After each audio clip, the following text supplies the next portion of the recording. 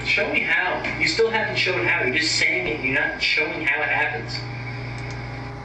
So he's saying I haven't shown him how the train wreck ends up in the consumer's hands. He still can't get that bankruptcy is a contrivance. It's an invention, okay, to take away liability, to protect. It's an insurance policy which the consumers are paying the premiums. Okay, the risk takers aren't paying the premiums. The people who get all the advantage from the risk taking, who take all the profit from the risk taking, aren't paying the insurance premiums. The consumers are paying them. So the people who do not believe in risk taking are being obliged to subsidize risk taking.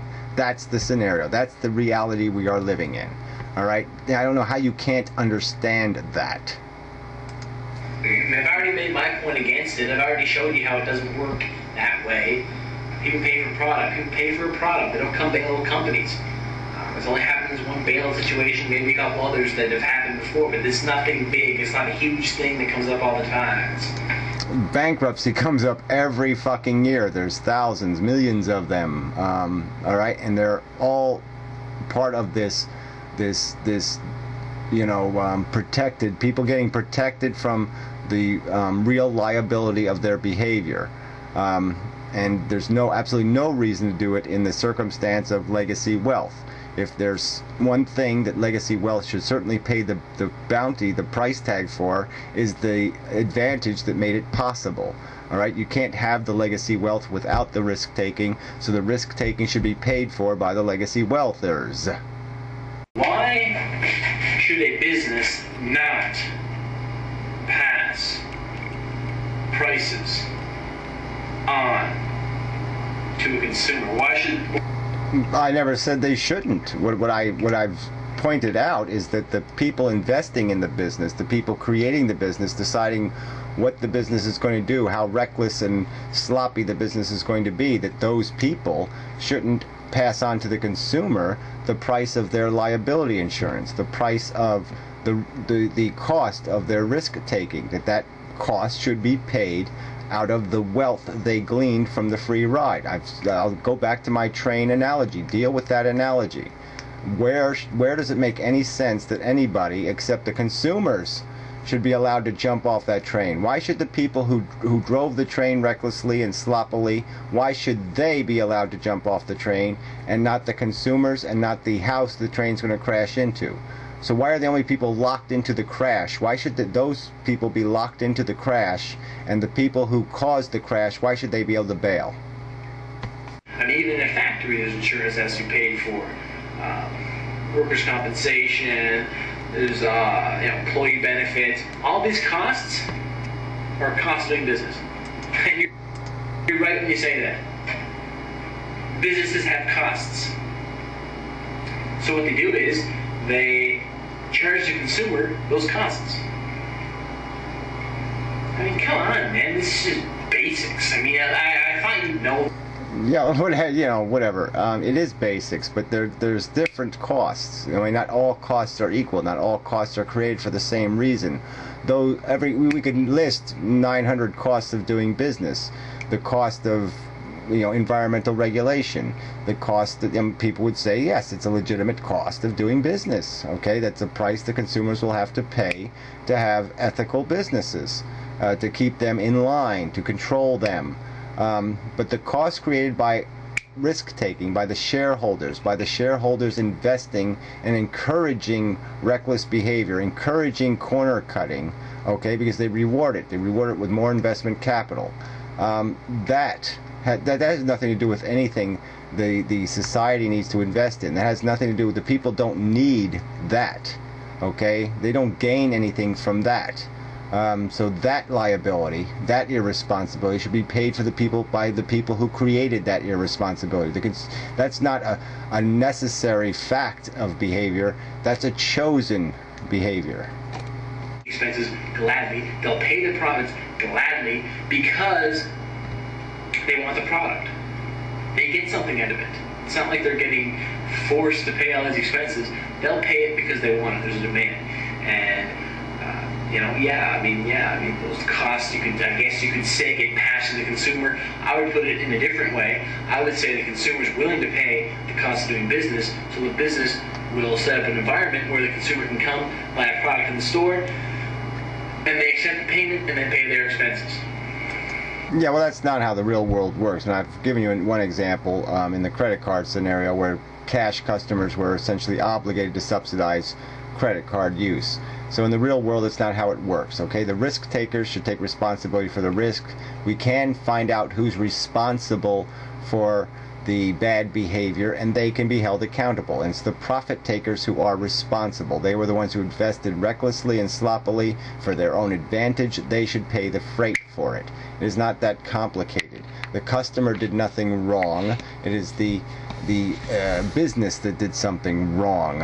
All right, they should pay the price. They gained the profit. They gleaned it. Okay, that's what the investors do. They want a free ride. They want to be able to glean profit, not glean liability, and that's bullshit.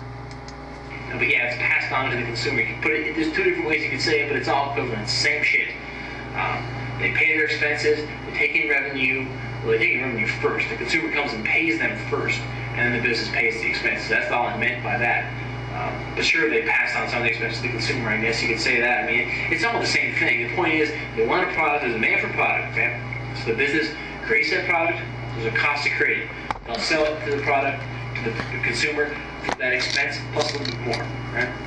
And the more competition, the less that little bit more profit is. The more competition, the lower profit will be. In a monopolistic business industry, there's going to be a huger profit, which is then passed on to the investors, which in your case would be monopoly set up by the government. So it's going to be less competitive and more profit, or more, profit exploited from the system. So yeah, that's how business works, and I explained that in video 1. Yeah, you don't explain shit. Anyway, I never said I'd create monopoly businesses. You keep saying that word, but I never said I'd create some monopoly that prohibits all competition. No, I just said that I'm quite confident, okay, that competition won't be required, because if you take the inefficiencies out of business and maximize the incentives for productive work, that's all business is. All right, it isn't anything more. And you don't need the parasites. There's lots of parasites feeding off of business, off your capitalist system, and most of those parasites are doing it with a legacy mouth. Okay, period. The little teeth, the little blood-sucking teeth that are in the neck of the working man, it's a legacy teeth. Okay, they didn't earn those teeth. Those teeth are made out of centuries of exploitation. So, in conclusion, I would say that you got destroyed, Amendum. I've explained everything in that video, and the only thing I can't explain is how consumers pay for this shit. How is it all this risk paid for by consumers? The risk is paid for by the shareholders, the owners. I'm sorry, you just keep ignoring the truth. Okay, bankruptcy is a contrivance. All right, it was injected into the system. All right, doesn't have to be there.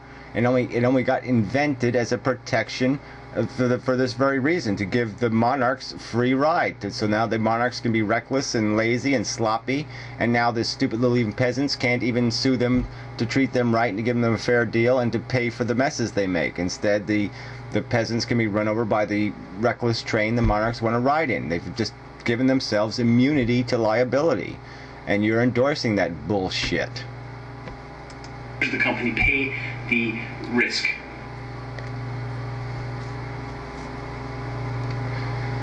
So in conclusion, yeah, you avoid the two elements. Like I said, that you haven't explained how inheritance, legacy, wealth, birthright creates productive human beings or gives society anything. It's completely corrosive to the whole system. It breaks the race. It breaks the competition. Okay, it's completely unnecessary, and the only reason why you say it's good is because you say it's good for people to want to cheat for their kids. That's somehow a natural impulse, and therefore we must endorse it. So if shitting in each other's yard was a natural impulse, you'd endorse that. You have no capacity to say, well, yeah, it's a bit of selfishness that destroys the system. It's just a rape. It's a pillage. It might be natural, but it doesn't make it right. And the same for bankruptcy. It's a way for it's bad enough you have that legacy wealth, but now you've protected that legacy wealth from liability. So now it's got even a freer ride. Now it's exempt from ever being picked apart by the reckless behavior. So now it can gain all the profit, and it can eliminate all the risk, especially through diversification. It can just create a system where it never has to buy a lottery ticket and is guaranteed to win the lottery.